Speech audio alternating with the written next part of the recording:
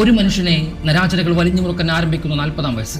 അതിനു മുന്നിൽ നിൽക്കുമ്പോൾ ആ മനുഷ്യന്റെ കൈകളിൽ നിന്ന് ഒരു പന്ത് മാത്രമല്ല ഉണ്ടായിരുന്നത്, പതിറ്റാണ്ടുകളായി ഒരു ചെറുദ്വീപ് രാഷ്ട്രം ഹൃദയത്തിൽ സൂക്ഷിച്ചു വെച്ചിരുന്ന ലോകകപ്പ് മോഹങ്ങൾ കൂടിയായിരുന്നു.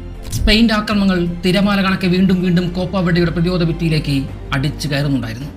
ഗോൾ പോസ്റ്റിന് മുന്നിൽ ഓസിന് ഒരു മനുഷ്യനേക്കാൾ വലിയൊരു ആശയായി മാറുന്ന നിമിഷം. ഓരോ സേവും ഒരു രാജ്യത്തിൻ്റെ പ്രതീക്ഷയെ ജീവനോടെ നിലനിർത്തുന്ന പ്രാർത്ഥനകളായി മാറി. ഓരോ ചാട്ടവും വർഷങ്ങളായി കാണാതിരുന്ന സ്വപ്നങ്ങൾക്ക് നൽകിയ പുതുജീവനായി മാറി.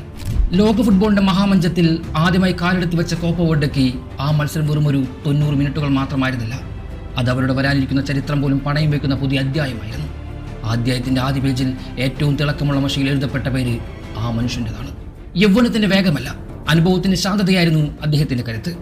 ശരീരം പ്രായത്തെ ഓർമ്മിപ്പിച്ചെങ്കിലും മനസ്സിപ്പോഴും സ്വപ്നങ്ങൾ കാണുന്ന ഒരു യുവാവിൻ്റേത് കൂടിയായിരുന്നു.